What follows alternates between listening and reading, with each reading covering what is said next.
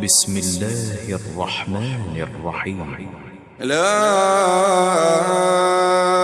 أقسم بيوم القيامة ولا أقسم بالنفس اللوامة أيحسب الإنسان أن لن نجمع عظامه بلى قادرين على نسوي بنانه بل يريد الإنسان ليفجر أمامه يسأل أيان يوم القيامة فإذا برق البصر وخسف القمر وجمع الشمس والقمر يقول الإنسان يومئذ أين المفر كلا لا وزر إلى ربك يومئذ المستقر ينبأ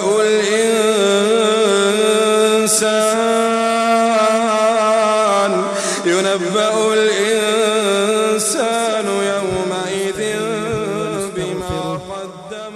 ونعوذ بالله من شرور أنفسنا ومن سيئات أعمالنا من يهده الله فلا مضل له ومن يضلل فلا هادي له وأشهد أن لا إله إلا الله وحده لا شريك له وأشهد أن محمدًا عبده ورسوله. اللهم صل على محمد وعلى آل محمد كما صليت على إبراهيم وعلى آل إبراهيم إنك حميد مجيد. اللهم بارك على محمد وعلى آل محمد كما باركت على إبراهيم وعلى آل إبراهيم إنك حميد مجيد. يا أيها الذين آمنوا اتقوا الله حق تقاته ولا تموتن إلا وأنتم مسلمون.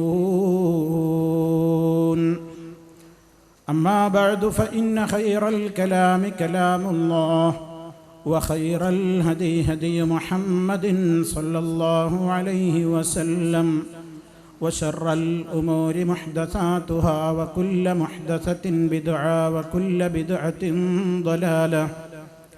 أعوذ بالله من الشيطان الرجيم.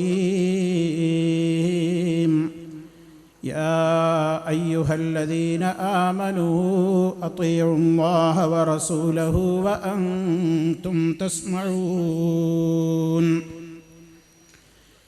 يا أيها الذين آمنوا أطيعوا الله ورسوله ولا تولوا عنه وأنتم تسمعون. ولا تكونوا كالذين قالوا سمعنا وهم لا يسمعون. إن شر الدواب عند الله الصم البكم. إن شر الدواب عند الله الصم البكم الذين لا يعقلون. كتاب الله لولا أن هدانا لما وضح السبيل ولا استقاما. عرفتم حقه فرعيتموه وكنتم خير من حفظ الذمام. بنعمة ربكم قمتم عليه وقام رسوله فيكم إماما. وذلك وعده لا ريب فيه يبشر من يريد له الدوام. وليس لغافل عنها نصيب من الحسنى وإن صلى وصام.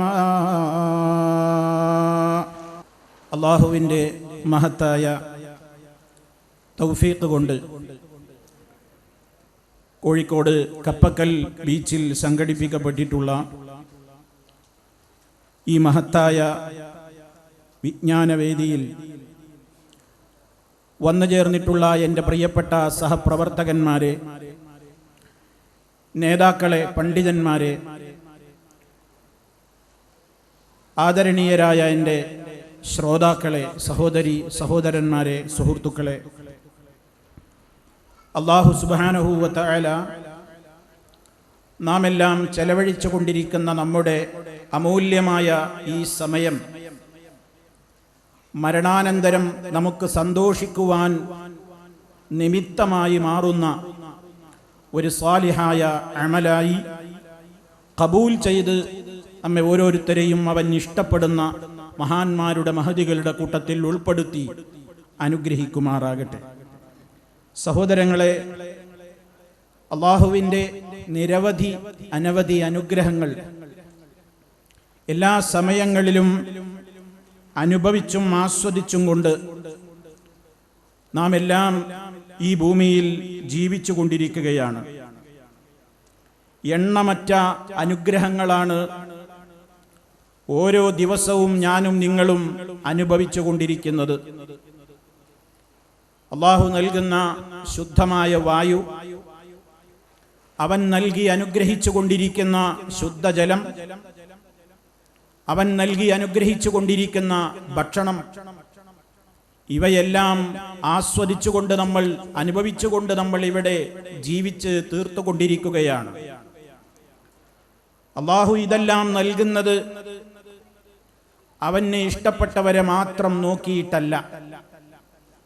അവൻ ഈ ലോകത്ത് ചെയ്യുന്ന ധാരാളം കാര്യങ്ങൾ അത് ജാതി മത ഭേദമില്ലാതെ എല്ലാവർക്കും അവൻ ചെയ്തു കൊടുത്തുകൊണ്ടിരിക്കുകയാണ്. അത് അള്ളാഹുവിൻ്റെ ഒരു പ്രത്യേകതയാണ്. റഹ്മാനാണ് അള്ളാഹു എന്ന് നമ്മളെല്ലാം പഠിക്കുന്നു, പഠിപ്പിക്കുന്നു, വിശ്വസിക്കുന്നു. ഈ ലോകത്ത് വെച്ച് അള്ളാഹുവിനെ അനുസരിച്ചുകൊണ്ട് ജീവിക്കുന്നവർക്കും അവനെ ധിക്കരിച്ച് ജീവിക്കുന്നവർക്കും ഒരുപോലെ ഗുണം ചെയ്തുകൊണ്ടിരിക്കുന്നവൻ എന്ന് റഹ്മാൻ എന്ന നാമത്തിന് നാം വ്യാഖ്യാനങ്ങൾ പണ്ട് മുതലേ പറഞ്ഞു വരാറുണ്ട്. ആ നിലക്ക് തന്നെ വഴിപ്പെട്ടവർക്കും വഴിപ്പെടാത്തവർക്കുമൊക്കെ ഒരുപോലെ ഗുണം ചെയ്തുകൊണ്ടിരിക്കുന്ന അല്ലാഹു റബ്ബുൽ ആലമീൻ, ആ റബ്ബ് നമുക്ക് അനുഗ്രഹങ്ങൾ ചെയ്തുകൊണ്ടിരിക്കുന്നത് വെറുതെയാണെന്ന് നാം വിചാരിക്കരുത്.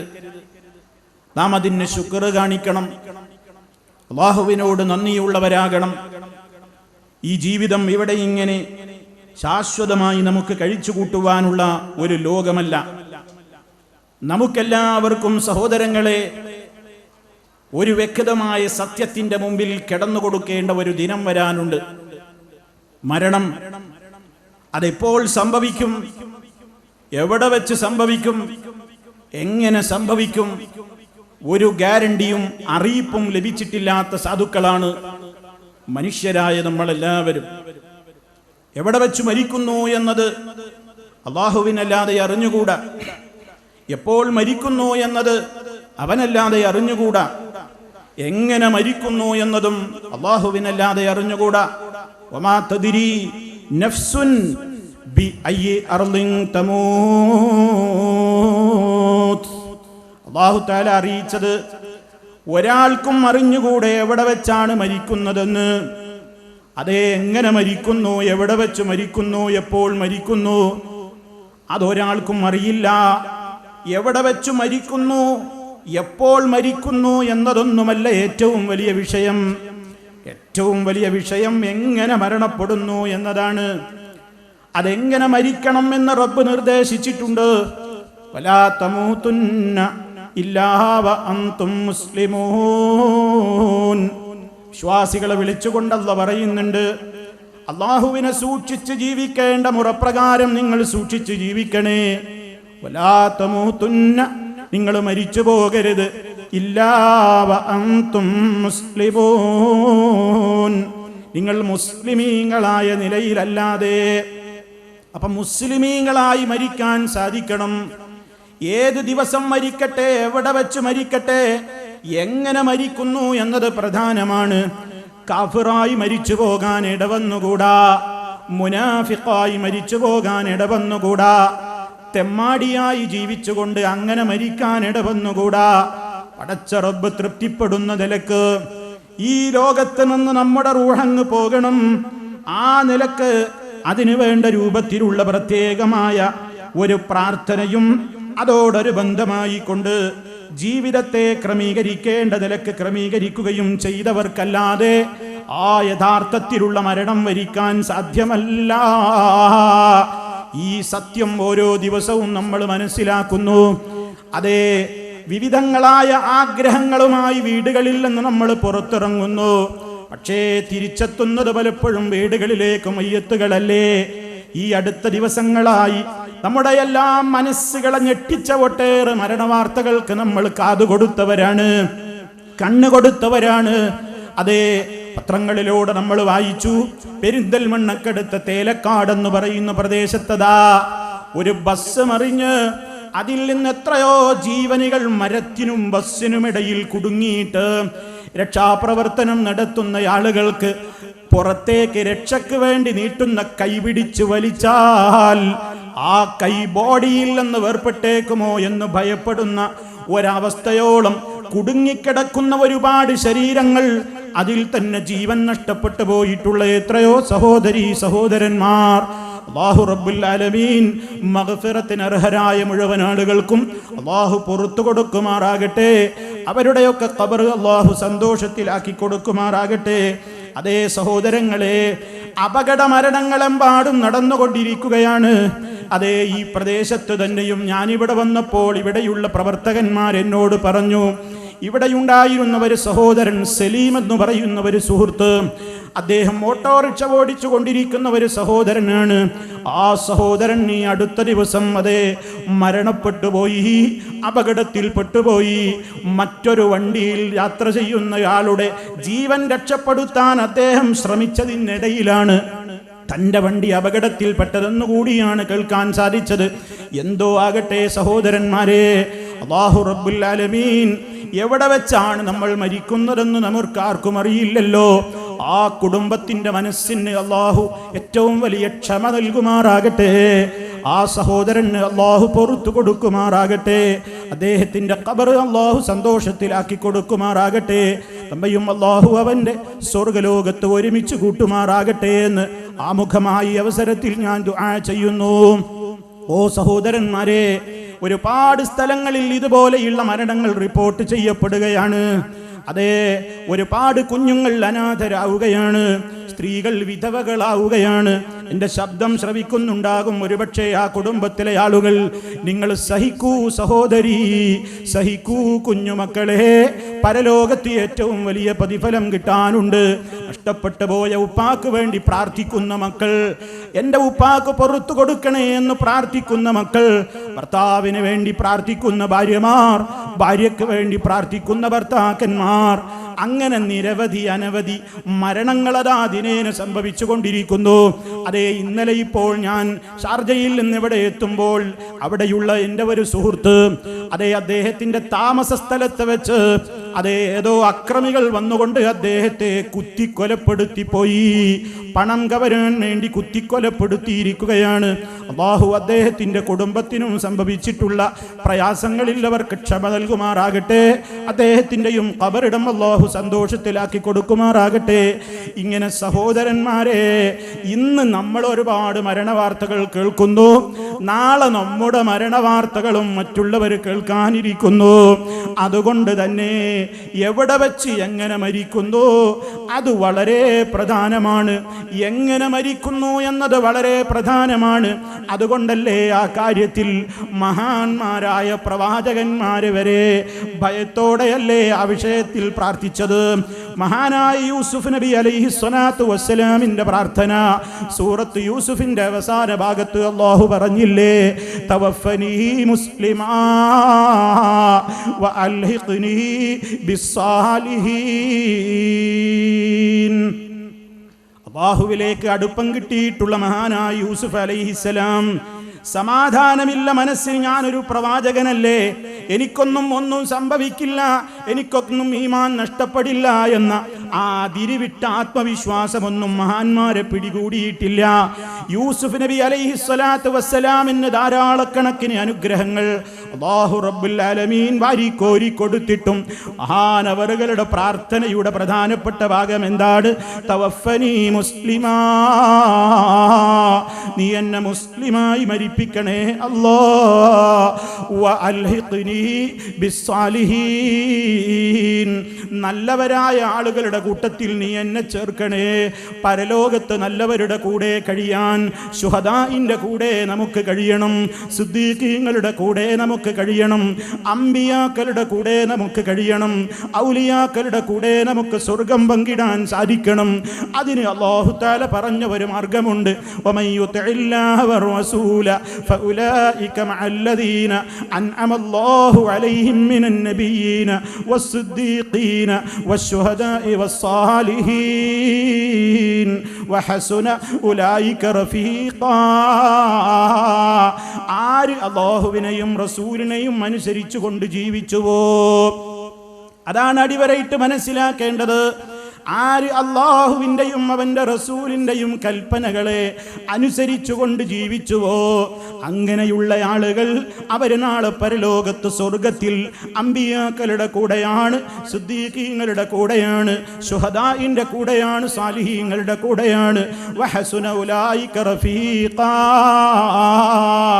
അവരൊക്കെ എത്രയെത്ര നല്ല കൂട്ടുകാരാണ് സ്വർഗത്തിലെന്ന് അല്ലാഹു റബ്ബുൽ ആലമീൻ ഓർമ്മപ്പെടുത്തുന്നു. റബ്ബ് നമ്മയെല്ലാം അതിന് അവകാശികളാക്കി തീർക്കുമാറാകട്ടെ. അപ്പൊ സഹോദരന്മാരെ, ഈ ഒരു പ്രാർത്ഥന നമ്മുടെ മനസ്സിൽ നിരന്തരം നിലനിൽക്കുന്നു. അല്ലാഹ് മുസ്ലിമായി ജീവിപ്പിക്കണേ, മുസ്ലിമായി തന്നെ മരിപ്പിക്കണേ, മുസ്ലിമായി തന്നെ മരിച്ച് നല്ലവരോടൊത്ത് പരലോകത്ത് എത്തിച്ചേരാൻ സാധ്യമാകണേ എന്ന് ഞാനും നിങ്ങളുമൊക്കെ നിരന്തരം പ്രാർത്ഥിക്കുന്നു. അതല്ലെങ്കിൽ പ്രാർത്ഥിച്ചു കൊണ്ടിരിക്കേണ്ടതാണ്. എന്നാൽ ആ പ്രാർത്ഥന കൊണ്ട് മാത്രം നമ്മുടെ ആഗ്രഹം നടക്കുമോ? ആ ഒരു കേവലം പ്രാർത്ഥന കൊണ്ട് മാത്രം നമുക്ക് ആ ആഗ്രഹം സാധ്യമാകുമോ? പ്രാർത്ഥിക്കുന്ന കാര്യത്തിന് വേണ്ടി വേണ്ടത് നമ്മൾ ചെയ്യണ്ടേ? റഹ്മാനായ റബ്ബിന്റെ കോടതിയിൽ പോയി നിന്നുകൊണ്ട് ജീവിതത്തിന്റെ ഓരോ സെക്കൻഡുകളെ സംബന്ധിച്ചുമുള്ള ചോദ്യങ്ങൾക്ക് മറുപടി കൊടുക്കാൻ ബാധ്യസ്ഥനാണ് ഞാനെന്ന ബോധത്തോടെ അല്ലാഹ് പറഞ്ഞതുപോലെ ഞാൻ ജീവിച്ചേക്കണം. എൻ്റെ ഇഷ്ടപ്രകാരമല്ല ഭൂമിയിൽ ഞാൻ ജനിച്ചത്, എൻ്റെ ഇഷ്ടപ്രകാരമല്ല ഇനി ഇവിടെ നിന്ന് ഞാൻ മരിച്ചു പോകുന്നതും. എങ്കിൽ ആ ജീവിത മരണങ്ങൾക്കിടയിലുള്ള ഇടത്താവളമായ ദുന്യാവിലെ ജീവിതത്തിലും തന്നിഷ്ടം പ്രവർത്തിച്ചുകൂടാ.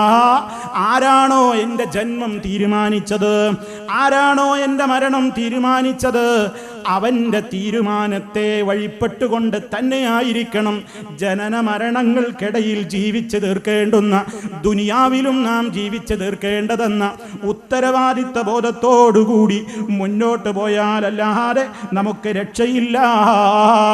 ഏറ്റവും വലിയ രക്ഷ എന്ന് പറയുന്നത് നരകത്തിൽ നിന്നുള്ള മോചനം തന്നെ.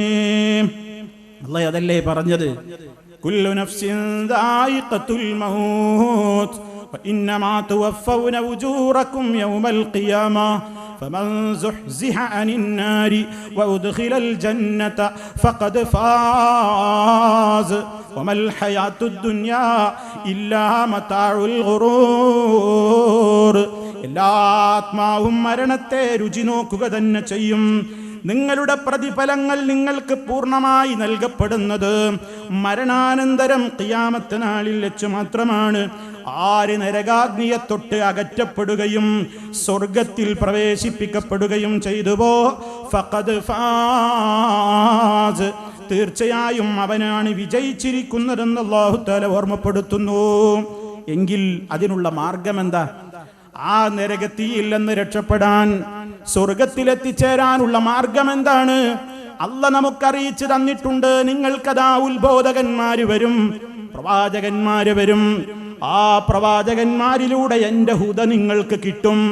സന്മാർഗങ്ങൾ എന്തൊക്കെ, ദുർമാർഗങ്ങൾ എന്തൊക്കെ, നേരി എന്തൊക്കെ, നെറികേടെന്തൊക്കെ, ഏതൊക്കെയാണ് സത്യം, ഏതൊക്കെയാണ് അസത്യം നമ്മെ ഏൽപ്പിച്ചിട്ടില്ല. അത് തീരുമാനമെടുക്കാൻ, അത് തീരുമാനിക്കാൻ അല്ലാഹു റബ്ബുൽ ആലമീൻ അവന്റെ തീരുമാനങ്ങൾ കൃത്യമായി പഠിപ്പിക്കാൻ അതാത് കാലങ്ങളിൽ നബിമാരെ തെരഞ്ഞെടുത്ത് അന്ത്യപ്രവാചകനായ മുഹമ്മദുർ റസൂലുള്ളാഹി സ്വല്ലല്ലാഹു അലൈഹി വസല്ലമിലൂടെ അത് ഈ സമുദായത്തിന്റെ മുമ്പിൽ പൂർണ്ണമായി തന്നെ പഠിപ്പിച്ചു.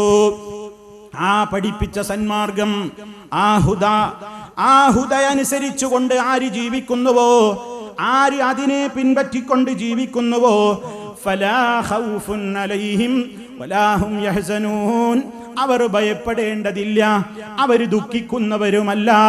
പരലോകത്തവർക്ക് പേടി വരില്ല, പരലോകത്തവർ ദുഃഖിച്ച് വിരൽ കടിക്കേണ്ടി വരില്ല, പരലോകത്തവർ നഷ്ടക്കാരാകേണ്ടി വരില്ല. എങ്ങനെയാണെങ്കിൽ അല്ലാഹ് അവതരിപ്പിച്ചിരുന്ന സന്മാർഗത്തെ പിൻപറ്റുന്നവരാണെങ്കിൽ.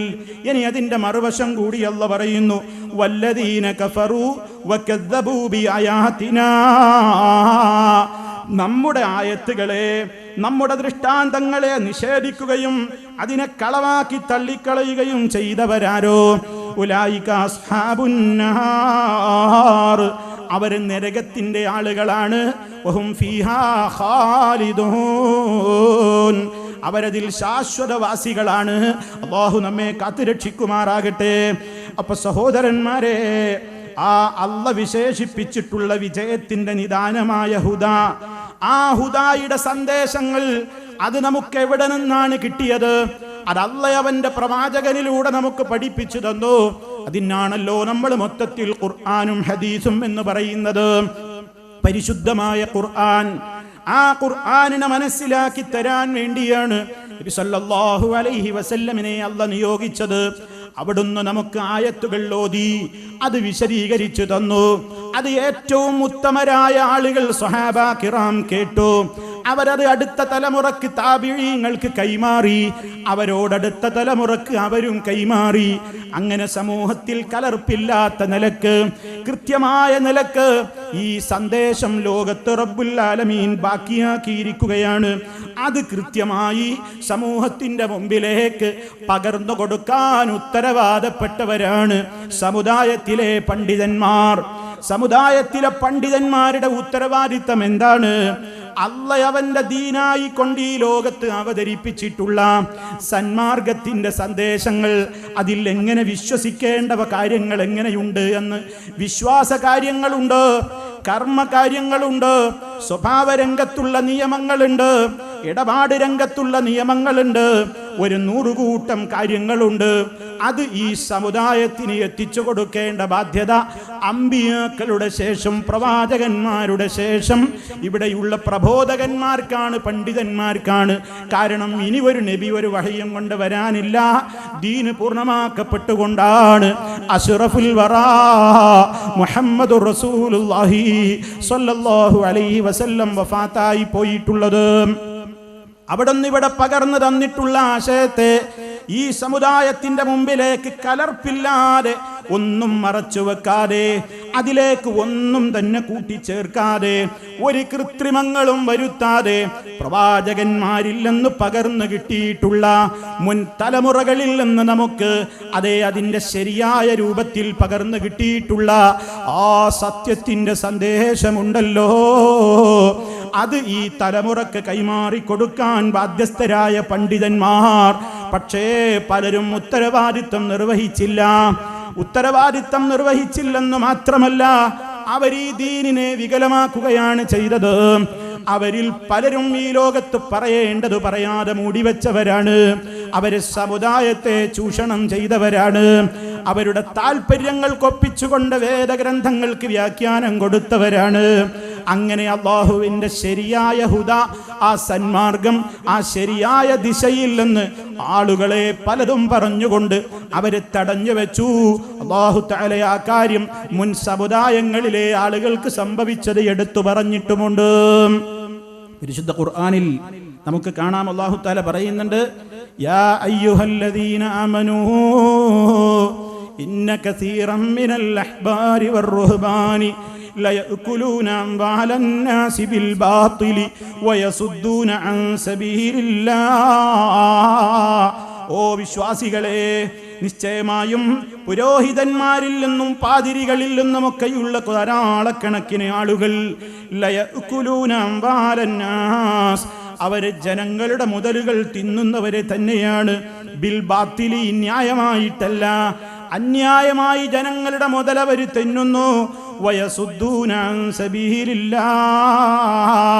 അവർ വേറൊരു കാര്യം ചെയ്യുന്നത് അല്ലാഹുവിൻ്റെ ശരിയായ മാർഗത്തിൽ നിന്ന് അവർ ജനങ്ങളെ തടഞ്ഞുകൊണ്ടിരിക്കുകയും ചെയ്യുന്നു. പടച്ച റബ്ബിന്റെ ദീനിന്റെ ശരിയായ പ്രകാശത്തിലേക്ക് ചേരുന്നതിന് പകരം ജനങ്ങളെ ആ പ്രകാശത്തിൽ നിന്നവർ മറയിടുകയാണ്. അതിലേറ്റവും പരമപ്രധാനമായ മേഖല ഖാലിഖായ റബ്ബിനെ പരിചയപ്പെടുത്തേണ്ടതിന് പകരം മഖ്ലൂക്കുകളുടെ മഹത്വം പറഞ്ഞ് മഖ്ലൂക്കുകളിൽ ഇല്ലാത്ത മഹത്വങ്ങൾ കെട്ടിവെച്ച് ഖാലിഖിനോട് പറയേണ്ട കാര്യങ്ങൾ അതേ മഖ്ലൂക്കുകളെ കൊണ്ട് മഖ്ലൂക്കുകളോട് പറയാൻ വേണ്ടിയുള്ള പ്രേരണ നടത്തുക എന്ന ഏറ്റവും മഹാപാതകമാണ് സമുദായത്തിലെ ഒരു വിഭാഗം പണ്ഡിത പുരോഹിതന്മാരെന്ന് അവകാശപ്പെടുന്ന ആളുകൾ ചെയ്തുകൊണ്ടിരിക്കുന്നതെന്നും അല്ലാഹുവിൻ്റെ മാർഗത്തിൽ നിന്നത് മുഖേന ധാരാളം ആളുകളെ അവരെ തടയുക തന്നെ ചെയ്യുന്നു. ഇത് വല്ലാത്തൊരു സങ്കടകരമായ യാഥാർത്ഥ്യം തന്നെയാണ്. നമ്മൾ മനസ്സിലാക്കണം, ഒരു പണ്ഡിതന്റെ ഡ്യൂട്ടി എന്താണ്? അയാൾ പറഞ്ഞു മനസ്സിലാക്കി കൊടുക്കണം ഒരു സമുദായത്തോട്. അതേ, എല്ലാ പ്രവാചകന്മാരും ഈ ലോകത്തോട് പറഞ്ഞ യാഥാർത്ഥ്യം ലാ ഇലാഹ ഇല്ലല്ലാഹ്, ആരാധനക്ക് അർഹനായിക്കൊണ്ട് ഒരൊറ്റ ശക്തിയേയുള്ളൂ, അത് ഇലാഹായിട്ട് അല്ലാഹ് മാത്രമേയുള്ളൂ, അവനല്ലാതെ ഒരു ഇലാഹുമില്ല എന്ന ഈ യാഥാർത്ഥ്യത്തിലേക്ക് തെളിവുകൾ ഉദ്ധരിച്ച് പ്രമാണങ്ങൾ ഉദ്ധരിച്ച് യുക്തിപരമായ കാര്യങ്ങൾ അതിൻ്റെ കൂടെ തന്നെ ചേർത്ത് പറഞ്ഞ് അതേ അതിനോട് യോജിക്കുന്ന നിലക്ക് പ്രമാണങ്ങളിൽ എന്തെല്ലാം സ്ഥിരപ്പെട്ടുവോ അതനുസരിച്ച് കൃത്യമായി സമൂഹത്തെ വഴിനടത്തേണ്ടുന്നതിന് പകരം ഖാലിഖായ റബ്ബിൽ നിന്ന് ജനശ്രദ്ധ തിരിച്ചുവിട്ട് കാര്യങ്ങൾ നേടാൻ, പ്രാർത്ഥിക്കാൻ, സങ്കടം പറയാൻ, അഭയം ചോദിക്കാൻ, സൃഷ്ടികളാണ് ഏറ്റവും നല്ലത്, സൃഷ്ടാവിനോട് നമുക്കൊക്കെ അങ്ങനെ ചോദിച്ചാൽ പെട്ടെന്ന് കാര്യം നേടാൻ സാധ്യമല്ല. അതുകൊണ്ട് എപ്പോഴും അവരെ ഉദാഹരണങ്ങളും പറയാറുണ്ട്. വലിയവരായ മന്ത്രിമാരുടെ സമീപത്തേക്ക് സാധുക്കളായ നമുക്ക് പെട്ടെന്ന് കയറി ചെല്ലാൻ സാധ്യമാകാറില്ലല്ലോ. അവരെയൊക്കെ സമീപിക്കണമെങ്കിൽ അവരുടെ കീഴുദ്യോഗസ്ഥന്മാരെ കാണേണ്ടി വരാറില്ലേ? ആ കീഴുദ്യോഗസ്ഥന്മാരെ കാണണമെങ്കിൽ പോലും അവരുടെ കീഴുദ്യോഗസ്ഥന്മാരെ നമുക്ക് കാണേണ്ടി വരാറില്ലേ? സർവശക്തനായ റബ്ബുൽ ആലമീൻ, നമ്മളൊക്കെ സാധുക്കളാണ്, പാപികളാണ്, അവനോട് നമ്മളൊന്നും നേർക്ക് നേരെ പറഞ്ഞാൽ കാര്യം നേടാൻ അതത്ര സുഖകരമായ എളുപ്പമായ മാർഗമല്ല. ഈ നിലക്കാണ് സമുദായത്തെ പറഞ്ഞു പഠിപ്പിച്ചു കൊണ്ടിരിക്കുന്നത്. ശരിക്കും നിങ്ങൾ മനസ്സിലാക്കണം സുഹൃത്തുക്കളെ, റഹ്മാനായ റബ്ബിനെ പോലെ നമ്മോട് കരുണയുള്ളവൻ ആരാ ഉള്ളത്? അല്ലാഹുവല്ലേ അർഹമുർ റഹീമീൻ, കരുണ ചെയ്യുന്നവരിൽ ഏറ്റവും അധികം കരുണ ചെയ്യുന്ന അർഹമുർ റഹീമീനെ എന്ന് വിളിച്ചിട്ടല്ലേ നമ്മൾ ദുആ ചെയ്യാറുള്ളത്? ബിറഹ്മതിക യാ അർഹമർ റഹീമീൻ. സർവശക്തനെ എത്ര സന്തോഷത്തോടെയാ നമ്മൾ വിളിക്കുന്നത്. റബ്ബേ, നീ കരുണ ചെയ്യും പോലെ കരുണ ചെയ്യുന്നവരില്ലല്ലോ. അവൻ റഹീമല്ലേ, അവൻ റഊഫല്ലേ, വാത്സല്യനിധിയല്ലേ, നമ്മോട് അനുകമ്പയുള്ളവനല്ലേ. തീർന്നില്ലല്ലോ, അവൻ വദൂദല്ലേ. എത്ര സ്നേഹമാണ് റബ്ബിന് നമ്മോട്. വദൂദ്, വളരെയേറെ സ്നേഹമുള്ള റബ്ബല്ലേ. നമ്മൾ അല്ലാഹുവോട് ചോദിക്കുന്നു, യാ വദൂദ്, യാ വദൂദ്, എന്നോട് സ്നേഹമുള്ള വദൂദായ റബ്ബേ, അവനെ പോലെ സ്നേഹിക്കുന്നവൻ ആരുണ്ട്? നമ്മുടെ കാര്യം അറിയുന്ന, എല്ലാം അറിയുന്ന ഒരു ശക്തി അവനല്ലാതെ ആരുണ്ട്? നമ്മുടെ പ്രതിസന്ധികളെ നമ്മേക്കാൾ അറിയുന്നവൻ അവനല്ലാതെ ആരുണ്ട്? നമ്മുടെ പ്രശ്നങ്ങൾ നമ്മേക്കാൾ അറിയുന്നവൻ അവനല്ലാതെ ആരുണ്ട്? എല്ലാം നിവർത്തിച്ചു തരാൻ കഴിവും ശേഷിയുമുള്ള ശക്തി അവനല്ലാതെ വേറെ ആരുണ്ട്? ആരെങ്കിലും ഉണ്ടോ? ആർക്കെങ്കിലും മറുപടി പറയാൻ സാധിക്കോ? ഉണ്ട്? ഇല്ല.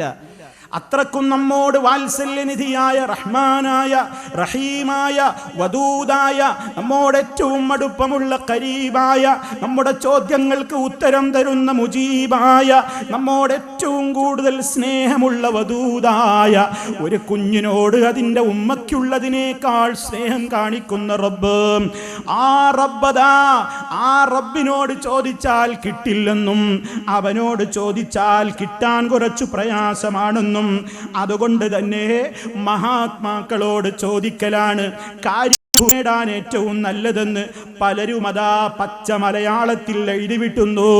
1-2 സാമ്പിളുകൾ ഞാൻ നിങ്ങളെ കേൾപ്പിക്കട്ടെ സഹോദരന്മാരെ. അതേ, കൃത്യമായി തന്നെ എഴുതി വെക്കുകയാണ്. മഹാത്മാക്കളെ മാറ്റി നിർത്തി അല്ലാഹുവോട് നേരിട്ട് സഹായം ചോദിക്കലാണ്. ചോദിക്കുന്നത് നേടാൻ ഏറ്റവും നല്ലത് എന്നതിന് യാതൊരു തെളിവുമില്ല. ഒരു മുസ്ലിയാർ എഴുതിവിട്ടതാണിത്. എൻ്റെ സഹോദരന്മാരെ മനസ്സിലാക്കണം, ഇതൊരാളെ ചീത്ത പറയാൻ വേണ്ടി പറയുന്നതല്ല. എൻ്റെ ശ്രോതാക്കളൊന്നും മനസ്സിൽ തട്ടിക്കൊണ്ട് ആലോചിക്ക്. നമുക്കൊരു കക്ഷി വഴക്കിൻ്റെ പ്രശ്നമല്ല, നമുക്കൊരു ഗ്രൂപ്പ് വഴക്കിൻ്റെ പ്രശ്നമല്ല. ഇത് എൻ്റെയും നിങ്ങളുടെയും അതേ അവസാന ശ്വാസം അങ്ങ് നിലച്ചു കഴിഞ്ഞാൽ പോയി കിടക്കേണ്ടുന്ന ഖബറില്ലേ, അവിടെ നമുക്ക് നേതാക്കളില്ലല്ലോ, പാർട്ടിക്കാരില്ലല്ലോ, അനുയായികളായിട്ടാരുമില്ലല്ലോ. നാം ചെയ്ത അമലല്ലാതെ കൂട്ടിന് മറ്റൊന്നുമില്ലാത്ത ആ ഖബറിൽ നമുക്ക് സമാധാനം കിട്ടാൻ വേണ്ടിയാണ്. ഓ പ്രിയപ്പെട്ട മുസ്ലിമേ, മുസ്ലിമത്തെ, ചിന്തിച്ചു നോക്ക്. അല്ലാഹു റബ്ബുൽ ആലമീൻ അവൻ നമ്മോട് പറയുകയാണ്, നിങ്ങൾ എന്നെ വിളിച്ചോ, ഞാൻ നിങ്ങൾക്ക് ഉത്തരം തരാം. അതേ അവസരത്തിലതാ ഒരു ഫൈസി എഴുതുകയാണ്. പ്രിയമുള്ളവരെ, മഹാത്മാക്കളെ മാറ്റി നിർത്തി അല്ലാഹുവോട് നേരിട്ട് സഹായം ചോദിക്കലാണ്. ചോദിക്കുന്നത് നേടാൻ ഏറ്റവും നല്ലത് എന്നതിന് യാതൊരു തെളിവുമില്ല.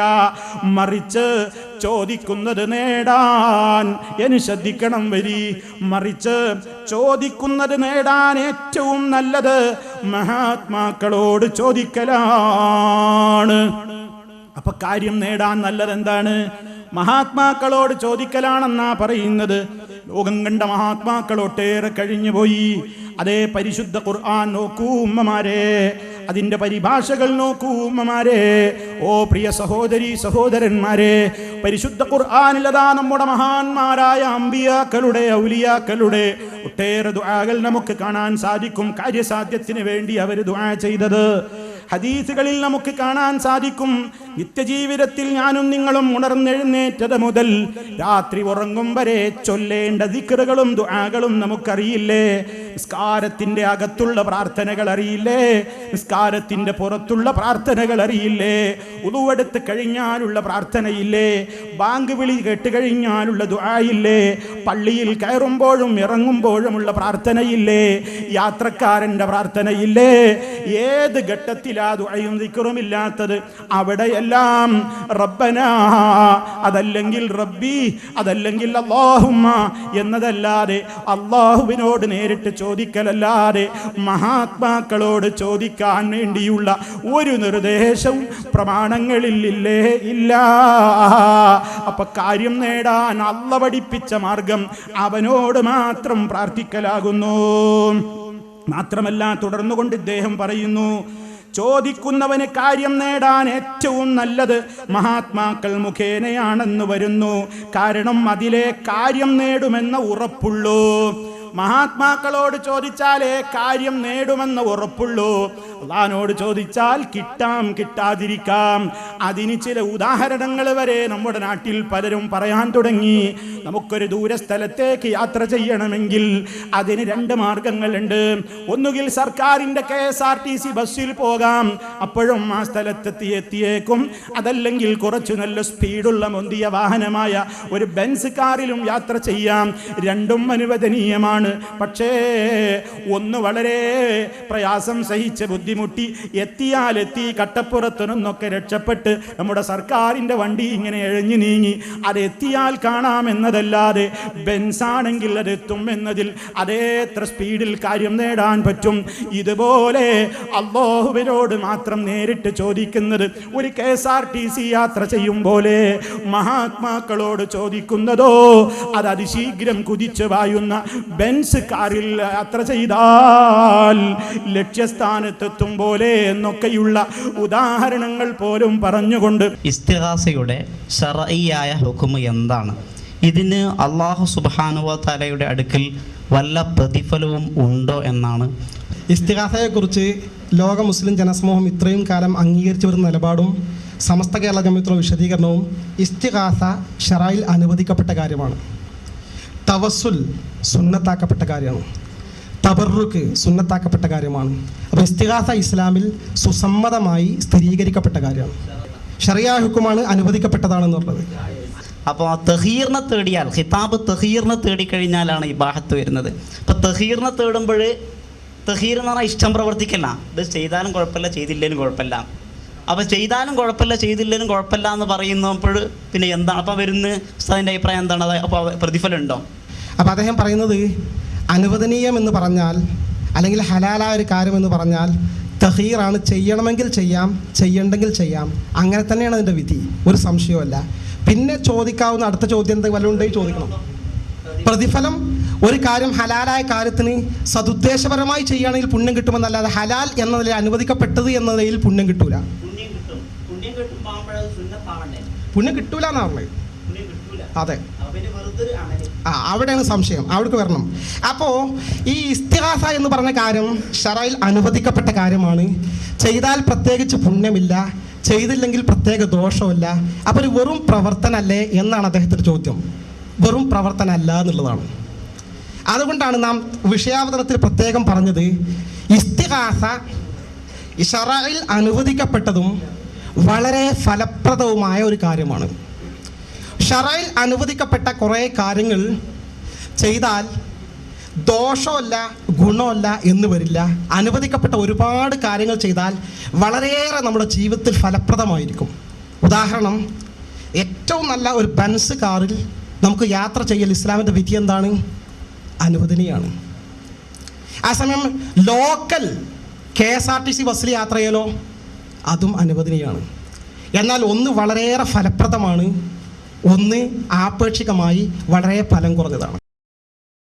ഇന്നാ ലില്ലാഹി വ ഇന്നാ ഇലൈഹി റാജിഊൻ. ഈ സമുദായത്തിൻ്റെ മുമ്പിലേക്ക് മുസീബത്ത് തന്നെയല്ലേ ഇത്തരത്തിലുള്ള വാദങ്ങൾ? എൻ്റെ ഉമ്മമാരെ, ഇത് അല്ലാഹ് നമുക്ക് പറഞ്ഞു തന്ന ആശയമാടോ. ഉദുഊനി, നിങ്ങളെന്നെ വിളിച്ചോ, അസ്തജിബ് ലക്കും, ഞാൻ നിങ്ങൾക്ക് ഉത്തരം തരാം. സ്നേഹനിധിയായ റബ്ബ് നമ്മോട് വിളിക്കുന്നു, വിളിച്ചോളാൻ, പ്രാർത്ഥിച്ചോ, ഞാൻ നിങ്ങൾക്ക് ഉത്തരം തരാം. ആ നിലക്ക് സർവശക്തനായ റബ്ബ്, ആ റഊഫായ റബ്ബ്, റഹീമായ റബ്ബ്, വദൂദായ റബ്ബ്, അലീമായ റബ്ബ്, സമീആയ റബ്ബ്, ബസീറായ റബ്ബ്, ഖദീറായ റബ്ബ്, ആലിമുൽ ഗൈബായ റബ്ബ്, എല്ലാത്തിനെ സംബന്ധിച്ചുമുള്ള സൂക്ഷ്മമായി അറിഞ്ഞ് പറഞ്ഞു തരുന്ന ഖബീറായ റബ്ബുൽ ആലമീൻ, അവനെ വിട്ട് മഹാത്മാക്കളെ വിളിച്ചുകൊണ്ട് തേടിയാലേ കാര്യം നേടുമെന്ന് ഉറപ്പുള്ളൂ എന്ന് വന്നാൽ ഏത് ഖുർആനാണ് ഉമ്മമാരെ, സുഹൃത്തുക്കളെ, സഹോദരിമാരെ, സുഹൃത്തുക്കളെ, ഏത് ഖുർആനാണ് അതിനെ പിന്തുണക്കുക? ഏത് ഹദീസാണ് അതിനെ പിന്തുണക്കുക? അതേ, കക്ഷി മാത്സര്യമില്ലാതെ ഒന്ന് തുറന്ന മനസ്സോടെ ചിന്തിക്കണേ. അതേ, ചിന്തയില്ലാത്തവരായ ആളുകൾ അല്ലാഹു അവരെ കുറിച്ച് പറഞ്ഞത് എന്താണ്? വിശ്വാസികളെ, നിങ്ങൾ അല്ലാഹുവിനെ അനുസരിക്കണേ, അവൻ്റെ റസൂലിനെ അനുസരിക്കണേ. കാര്യങ്ങളൊക്കെ കേൾക്കുന്നവരായിട്ടും നിങ്ങൾ പിന്തിരിയല്ല. കേട്ട് കഴിഞ്ഞാൽ ഞങ്ങൾ കേട്ടു എന്ന് മാത്രം പറയുന്നവരുടെ വിഭാഗത്തിൽ നിങ്ങൾ പെടല്ല. കേൾക്കാത്തവരെ പോലെ പിന്നെ ജീവിക്കുന്നു. അതുകൊണ്ട് എന്ത് വേണം? കേൾക്കുന്നതൊന്ന് കാതുകൊടുത്ത് കൽബ് കൊടുത്ത് കേൾക്കൂ സഹോദരാ, സഹോദരി. ചിന്തിക്കൂ പ്രിയപ്പെട്ടവരെ. കാരണം അല്ലാഹ് പറയുന്നുണ്ട്, ഇന്ന ശർറദ്ദവാബി ഇൻദല്ലാഹ് അസ്സുമ്മുൽ ബുക്മുൽ ലദീന ലാ യഖിലൂൻ. ചിന്തയില്ലാതെ ബുദ്ധി മരവിച്ച, അതേ ഒന്നും കേൾക്കാനും പഠിക്കാനും മനസ്സിലാക്കാനും ചിന്തിക്കാനും ഒന്നും തയ്യാറില്ലാത്ത ആളുകളാണ് അതേ ജന്തുക്കളിൽ ഏറ്റവും നികൃഷ്ടമായ വിഭാഗമെന്ന് അല്ലാഹ് അവരെ കുറിച്ച് ആക്ഷേപിച്ച് പറയുമ്പോൾ അതിൽ പെട്ടുപോകാതെ കേൾക്കുകയും അനുസരിക്കുകയും ചിന്തിക്കുകയും ചെയ്യുന്ന മഹാന്മാരുടെ കൂട്ടത്തിൽ നമുക്ക് ഉൾപ്പെടണ്ടേ, മഹദികളുടെ കൂട്ടത്തിൽ ഉൾപ്പെടണ്ടേ, അങ്ങനെ ഇവിടെ ജീവിച്ച് മരിക്കണ്ടേ. എങ്കിൽ അല്ലാഹു തആല പറയുന്നത് എന്താണ്? ആ റബ്ബിൽ പങ്കു ചേർക്കരുത്, എന്നിൽ നിങ്ങൾ പങ്കു ചേർക്കരുത്. കാരണം ശിർക്ക് സംഭവിച്ചു കഴിഞ്ഞാൽ ഫഖദ് ഹറമല്ലാഹു അലൈഹിൽ ജന്ന, സ്വർഗം അവന് പിന്നെ ഹറാമാണ്, സ്വർഗത്തിൽ എത്താനേ സാധ്യമല്ല. ശിർക്ക് ചെയ്തുകൊണ്ട് മരിച്ചു പോയാൽ പിന്നെ കിട്ടാനുള്ള സങ്കേതം എന്ത്? അവനുള്ള സങ്കേതം നരകമാകുന്നു. അവൻ ആരാനാ പിന്നെ അല്ലാഹ് പറയുന്നത്? ശിർക്ക് ചെയ്യുന്നവനുള്ള പേരെന്താ?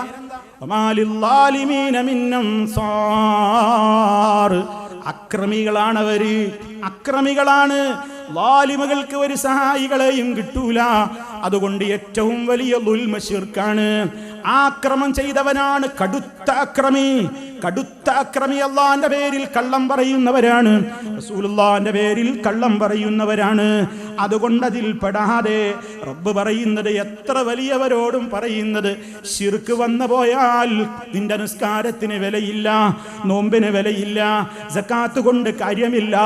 പരലോകത്തെത്തി നോക്കുമ്പോൾ വഖദിംനാ ഇലാ മാ അമിലൂ മിൻ അമലിൻ ഫജഅൽനാഹു ഹബാഅൻ മൻസൂറാ. അതേ വിശ്വാസം അടിയുറച്ചിട്ടില്ലാത്തവൻ, കുഫർ ജീവിതത്തിൽ വന്നുകൊണ്ട് മരിച്ചുപോയ വ്യക്തികൾ, കാഫിറുകൾ, അവരുടെ ഒരു അമലിനും പരലോകത്ത് വിലയില്ല. അതാ ധൂളിയായി പറത്തപ്പെടുന്നു. പരലോകത്ത് രക്ഷപ്പെടാൻ വേണ്ടി കൊതിച്ചു ചെല്ലുമ്പോൾ അവിടെ പരാജിതരുടെ ലിസ്റ്റിൽപ്പെട്ട് നരകത്തിയിലേക്ക് വലിച്ചെറിയപ്പെടുന്ന ഒരു രംഗം, ഓ സഹോദരാ സഹോദരി, ആർക്കാണ് സഹിക്കാൻ കഴിയുക? അത് നമുക്ക് സഹിക്കാൻ കഴിയൂല. അതുകൊണ്ട് അല്ലാഹ് പറയാണ്, അവിടെ രക്ഷപ്പെടണോ? ശിർക്ക് ഉണ്ടാവരുത്. അവിടെ സ്വർഗം വേണോ? ശിർക്ക് വന്നു പോകരുത്. അവിടെ നരകത്തിയിൽ നിന്ന് മോചനം കിട്ടി സഹായം കിട്ടണോ പടച്ച റബ്ബിന്റെ? ശിർക്കിൽ നിന്ന് രക്ഷപ്പെടണം. നിങ്ങൾ ചെയ്തുകൊണ്ടിരിക്കുന്ന അമലുകൾക്കൊക്കെ പരലോകത്ത് നല്ല പ്രതിഫലം ചെയ്ത് അല്ലാഹു അതിൻ്റെ ഏറ്റവും നല്ല പ്രതിഫലത്തോടെ നിങ്ങൾക്ക് തിരിച്ചു തരണോ? അതിനും നിങ്ങൾ ഈമാനുള്ളവരാകണം. ഇങ്ങനെ ധാരാളം കൃത്യമായി അതേ മുശ്രിക്കായി മരിച്ചു എന്നുറപ്പുള്ള ഒരു വ്യക്തിക്ക് വേണ്ടി പ്രാർത്ഥിക്കാൻ പോലും പാടില്ലാത്തത്ര ഗുരുതരമായ അപാകതയാണ് അയാളിൽ നിന്ന് വന്നു പോയതെന്ന് വന്നാൽ എത്രത്തോളമാണ് ശിർക്കിന്റെ ഗൗരവം. അതുകൊണ്ട് എവിടെയും നമുക്ക് രക്ഷകൻ, എവിടെ നിന്ന് വിളിച്ചാലും കേൾക്കുന്നവൻ, എപ്പോൾ വിളിച്ചാലും കേൾക്കുന്നവൻ, എല്ലാവരെയും പരിചയപ്പെടുത്താതെ തന്നെ ഒരുപോലെ അറിയുന്നവൻ, ഏത് കാലത്തും ജീവിക്കുന്നവൻ, ഒരിക്കലും മരിച്ചു പോകാത്തവൻ, ഒന്ന് ഉറങ്ങുക പോലും ചെയ്യാത്തവൻ, അല്പം പോലും ക്ഷീണം ബാധിച്ചൊന്ന് റെസ്റ്റ് എടുക്കാൻ പോകാത്തവൻ, എല്ലാ സമയത്തും അതേ തൻ്റെ അടിമകളെ അതേ ലോകത്തിന് മുഴുവൻ അതാ കൃത്യമായി നിയന്ത്രിച്ചപ്പോഴും ഒരു ക്ഷീണവും ഒരു വിഷമവും, ബ്രഹ്മാണ്ഡ കടാഹങ്ങളെ ആകാശഭൂമികളെ സംരക്ഷിച്ചതിൻ്റെ പേരിൽ ഒരു ബുദ്ധിമുട്ടും അനുഭവിക്കാത്ത വലാ യഊദുഹു ഹിഫ്ളുഹുമാ വഹുവൽ അലിയുൽ അദീം, അത്യുന്നതനായ മഹാനായ റബ്ബ്, ആ റബ്ബിനെ വിട്ടുകൊണ്ട് മറ്റുള്ളവരിലേക്കൊരു പ്രാർത്ഥന വേണ്ട. കടലിൽ വെച്ചാണെങ്കിലും കരയിൽ വെച്ചാണെങ്കിലും വാനലോകത്തുകൂടെ പറന്നുകൊണ്ടിരിക്കുകയാണെങ്കിലും അതേ വിളിക്കാനും രക്ഷ നൽകാനും രക്ഷകനായും നമുക്ക് ഹസ്ബുനല്ലാഹ്, നമുക്ക് അല്ലാഹ് മതി, വനിഅമൽ വകീൽ, എന്തും ഏൽപ്പിക്കാൻ അവനെ പോലെ ഏൽപ്പിക്കാൻ ഉത്തമനായ ആരുണ്ട്? ആരുമില്ല. റബ്ബല്ലാതെ നമുക്ക് തവക്കുലാക്കാൻ ആരുമില്ല. അതല്ലേ വീട്ടിൽ നിന്ന് ഇറങ്ങുമ്പോൾ നമ്മുടെ പ്രാർത്ഥന. വീട്ടിൽ നിന്ന് ഇറങ്ങുമ്പോൾ അപകട മരണങ്ങളും മറ്റു മരണങ്ങളുമൊക്കെ നമ്മൾ കേൾക്കുമ്പോൾ അതേ മുസ്ലിമേ, നമുക്കെന്താ ഒരു ധൈര്യം? എന്താ നമുക്കൊരു ധൈര്യം? വീട്ടിൽ നിന്ന് ഇറങ്ങുമ്പോൾ നമ്മൾ മറ്റു വല്ല കാര്യങ്ങളും പറഞ്ഞ് ദേഷ്യം പിടിച്ച് കുടുംബത്തോട് തമ്മിൽ തല്ലിയിട്ട് വർത്തമാനം പറഞ്ഞ് ദേഷ്യം പിടിച്ചിട്ടല്ല വീട്ടിൽ നിന്ന് ഇറങ്ങേണ്ടത്. വീട്ടിൽ നിന്ന് സമാധാനത്തോടെ ഇറങ്ങണം. അതേ, ബിസ്മില്ലാ തവക്കൽതു അലല്ലാഹ് വലാ ഹൗല വലാ ഖുവത ഇല്ലാ ബില്ലാഹ്. അല്ലാഹുവേ, നിന്റെ നാമത്തിൽ ഞാനിതാ ഇറങ്ങുന്നു. നിന്നിൽ ഞാൻ എല്ലാം വരമേൽപ്പിക്കുന്നു. ഏതൊരു കാര്യത്തിനും ശക്തിയും പവറും നിന്നെ കൊണ്ടല്ലാതെ ഇല്ല. അല്ലാഹുവേ, നീ വിധിച്ചത് തടുക്കാൻ ഒരാളുമില്ല. അല്ലാഹുവേ, നീ തടഞ്ഞത് നൽകാനും ഒരാളുമില്ല. ഇതൊക്കെ നമ്മുടെ നിസ്കാര ശേഷമുള്ള പ്രാർത്ഥനകളിൽ നമ്മൾ പറയാറുള്ളതാണ്. നമ്മുടെ തവക്കുലിനെ നമ്മൾ അരക്കിട്ടുറപ്പിക്കാറുള്ളതാണ്. അതിനൊക്കെ ഇടയിൽ എന്തെങ്കിലും മുസീബത്ത് വന്നാലും സഹിക്കണേ, ക്ഷമിക്കണേ. ക്ഷമ വിട്ട വാക്കുകൾ ഒരാളും പറയരുത്. സഹികെട്ട വാക്കുകൾ എന്ത് മുസീബത്ത് വന്നാലും പറയരുത്. കാരണം നമ്മുടെ മനസ്സിനെ നമ്മൾ പഠിപ്പിക്കേണ്ട ആശയം എന്താണ്? മഹാനായ അഷ്റഫുൽ ഖൽഖ് സ്വല്ലല്ലാഹു അലൈഹി വസല്ലമിനോട് അല്ലാഹ് പറയാൻ പറഞ്ഞില്ലേ, ഖുൽ യുസീബനാ ഇല്ലാ മാ കതബല്ലാഹു ലനാ ഹുവ മൗലാനാ വഅലല്ലാഹി ഫൽയതവക്കലിൽ മുഅ്മിനൂൻ. എല്ലാവരും മനപ്പാടമാക്കി വെക്കേണ്ട ഒരു ആയത്ത് അത്. പ്രതിസന്ധികളിൽ പ്രയാസം വല്ലാതെ വരുമ്പോൾ പിടിച്ചു നിൽക്കാനുള്ള ദിക്റാണ്. ഖുർആൻ ഓതിയാ സമാധാനം കിട്ടും. ഇങ്ങനെയാണത്. വേറെന്തുകൊണ്ടും സമാധാനം കിട്ടൂല. എന്ത് പ്രശ്നം വരട്ടെ, ശാരീരികമാവാം, മാനസികമാവാം, സാമ്പത്തികമാവാം, കുടുംബപരമാവാം, ജോലി സംബന്ധമാകാം, ഏത് പ്രതിസന്ധികൾ എവിടെ വരട്ടെ, എന്ത് പ്രയാസങ്ങളും ഉണ്ടാകട്ടെ, മനസ്സിനെ പഠിപ്പിച്ചോളണം. ഖുൽ ലൻ യുസീബനാ, ഞങ്ങളെ ബാധിച്ചിട്ടില്ല, ഞങ്ങളെ ബാധിക്കുകയില്ല, ഇല്ലാ മാ കതബല്ലാഹു ലനാ, അല്ല നമുക്ക് എന്താണോ കണക്കാക്കിയതെങ്കിൽ അതല്ലാതെ വരൂല. ഹുവ മൗലാന, അവനാണ് നമ്മുടെ രക്ഷാധികാരി. അലല്ലാഹി ഫൽയതവക്കലിൽ മുഅ്മിനൂൻ, ഈമാനുള്ള മുഴുവൻ ആളുകളും അല്ലാഹുവിൽ കാര്യങ്ങൾ ഏൽപ്പിക്കട്ടെ. ഇതാ മുസ്ലിമിന്റെ ഏറ്റവും വലിയ ആദർശം. ഈ ആദർശത്തിൽ നിന്നാണ് ചില പണ്ഡിത പുരോഹിതന്മാര് ജനങ്ങളെ തടഞ്ഞുകൊണ്ട്, ഖാലിഖായ റബ്ബിൽ നിന്ന് ജനങ്ങളെ തടഞ്ഞുകൊണ്ട്, അതേ നമ്മുടെ പരലോകം നഷ്ടപ്പെടുത്തുന്ന നില